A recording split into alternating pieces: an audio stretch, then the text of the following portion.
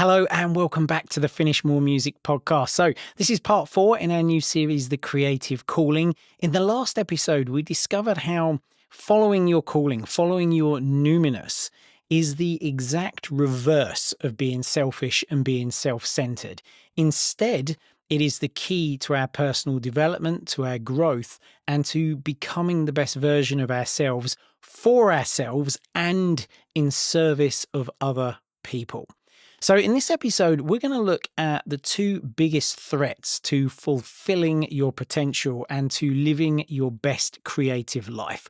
The first of them is fear. So let's meet fear head on and get started.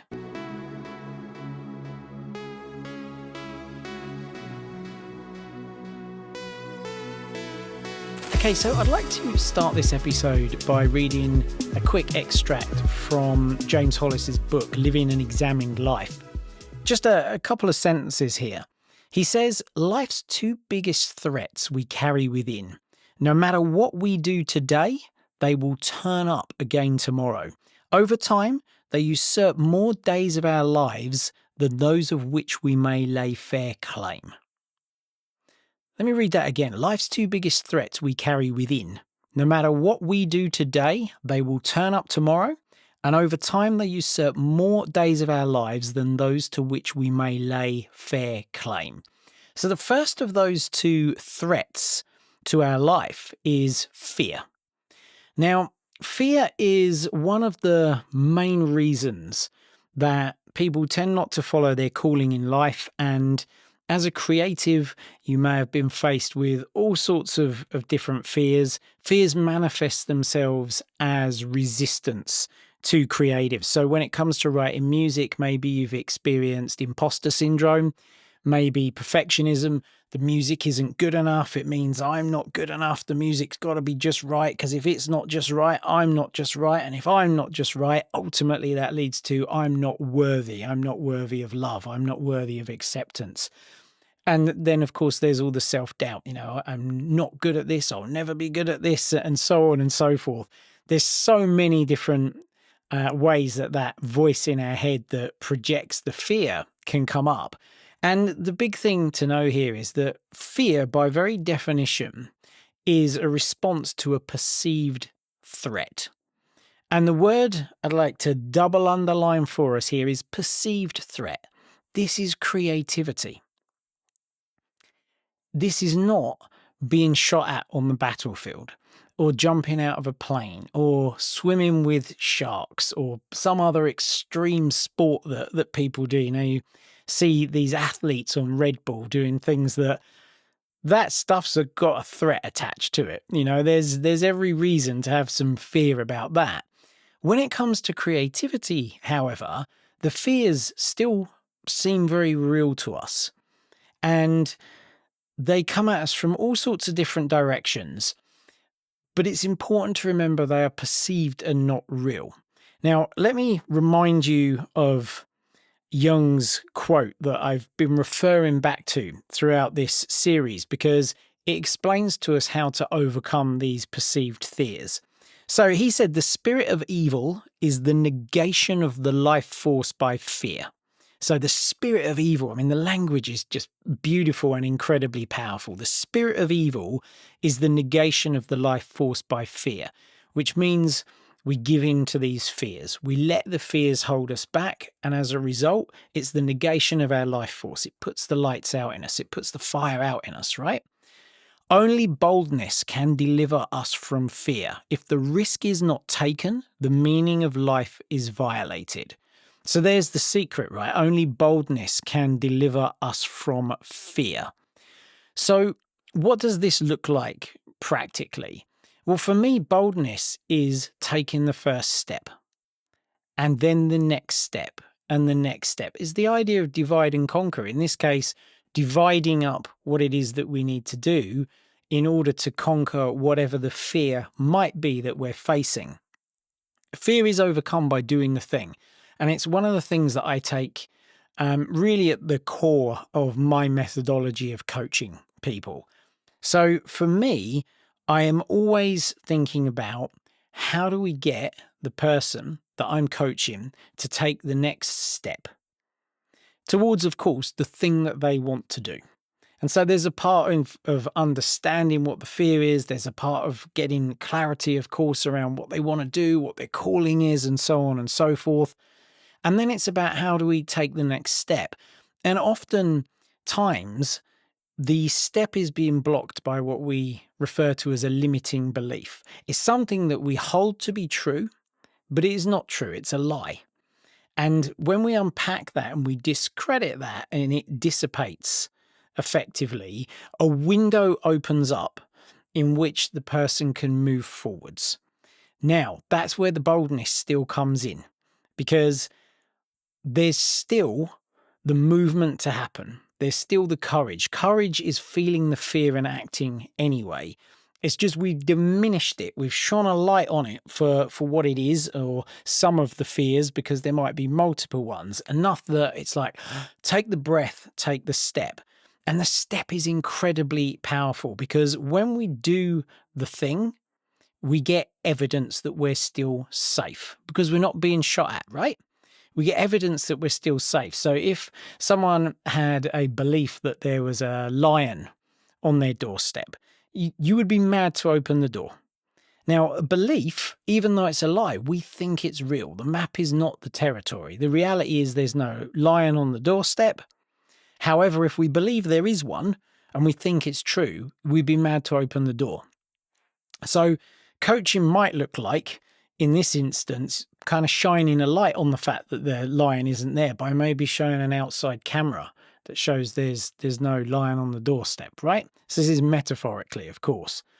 And then the person might go, okay, well, I'm still not sure the camera's right or the camera's working, but now they might edge up to the door and look through the peephole or maybe the letterbox. I said, no, I can't see the lion. Next step, open the door just a tiny bit. No, the lion's not there. Once the door gets open and they're standing on the doorstep and there's clearly no lion in sight, can that fear still exist? The answer is no. You can't say there's a lion on the doorstep if you're standing on the doorstep and there's not a lion there. Now, that's obviously a really extreme example. But for me, the first thing is bringing into awareness, what is it that this fear really is? So this is something that you can do. Just get clear on, what is it that I'm avoiding? What am I procrastinating on? What might I be resisting? What could the fear be here? And then when we see, okay, this is what I think could be in the way, we can reframe that a little and we can say, okay, the fact that I'm feeling this resistance and this fear to this thing that I'm called to is almost certainly a sign that I am on the right path, that I am headed towards something bigger here. Let me take a step towards it. What's the step to take? I still feel too fearful of that. What's the first step of the first step? I'll take that step. Keeping in mind that this can be with you every day. And yes, when you've taken enough steps forward, for example, fearful perhaps of sending music to a label, and the fears that can be wrapped up in that are things like, if I send my music to a label and they reject it, it means my music isn't good enough. It means I'm not good enough. It never will be, and no label will ever sign it ever. So I'm wasting time. And more than that, if I send it to more labels, they might know each other and my name might get passed around. These things extrapolate out. As human beings, we can really catastrophize on things. But by taking the first step of the first step, sure, we might send the music and it might get rejected. But then we send it somewhere else and we send it somewhere else. And sooner rather than later, as we get better and we get feedback from labels, and they say, hey, we'd like it to be more like this and more like that, and alter this and change this. We grow as an artist. We grow as a creative. The music gets better because we have gotten better, and a label will sign it. Because one person at one label saying no isn't the cause of another label saying no. Sure, there might be things that need adjusting, but somebody rejecting us isn't the cause of other people rejecting us, if that makes sense. So I don't want to go too far down the road of a singular belief, but that is to say that new level, new devil. There's a reason why James Hollis said every day those fears will be sitting at the end of the bed, because we might discredit and remove one fear, and another will crop up. You get your first track signed, and then a little voice says, that was a fluke. That was just luck. The next label won't sign it. And so then we go through the process again. They sign it, and then another one. And then it's like, okay, I'd like to shoot for a bigger, more exciting label, maybe a dream label, little voice. Just because you got signed on these ones, you're not good enough to get signed on that one. And so these things will keep coming up in different combinations. The key to this, the secret to this, only boldness will deliver us from fear, is to say that the more we get used to being courageous and taking steps in spite of the fact that there is fear there, the better we get at facing fears. Now, that permeates all aspects of our life. So again, we can see how following a calling then makes us more courageous in all sorts of other aspects of our life. And I love creativity because there are all these fears that aren't real, that are wrapped up in it. And it's like a microcosm of the rest of our life. We get so fearful so often because so much of, creativity is constantly stepping into the unknown. It's about making something new. So there's always going to be facing the unknown, and there's always going to be putting out in the world an unknown what the reaction might be. Like, sure, someone might say something unpleasant online. We're still safe. A label might reject it. We're still safe. People might in general not favour it. We're still safe. We might go through a bad period where we've got writer's block and everything we write we don't like. We're still safe. But there are so many different things, and by keep facing them, and they're not real threats to our life in any way, or to our well-being, to our health, that then permeates all of the other aspects of our life. So the secret is really simple when it comes to fear. Acknowledge it, welcome it as a sign that this is an opportunity to grow and that we're on the right path for something bigger, and practice taking the first step. The other thing that I'll quickly share with this was Jeff Bezos. I just by chance today got served up a short video. I think it was on YouTube, of him talking about stress and how his solution to stress is take action towards it. Whenever he's stressed out, whenever there's a challenge, a problem, and it's got him on edge and he feels uneasy, he just takes the first step. It's literally, he said, it could be as simple as just writing an email or reaching out to someone for advice. The minute that he takes some sort of action on it, the stress starts to diminish. So action is very much the key to this. And the other thing really just to know about fear is that's natural to be fearful. We all are. It is a part of us that is trying to protect us. It isn't a bad thing. So it's not like I shouldn't be fearful. We then start stacking more problems on the top, right? Now there's a problem with us feeling fear as though we're weak or there's some issue or something like that.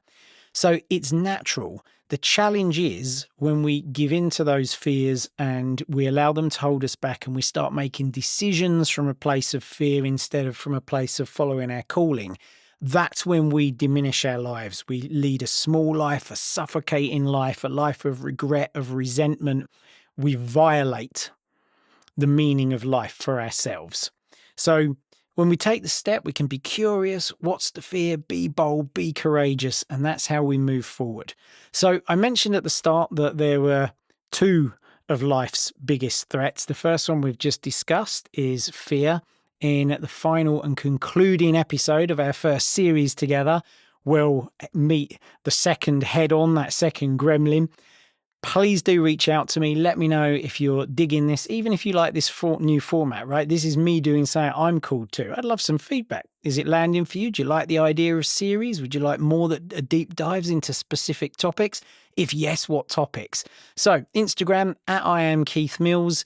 I'll wait to receive your DM. Can't wait to get back to you. Take care, and I'll see you soon.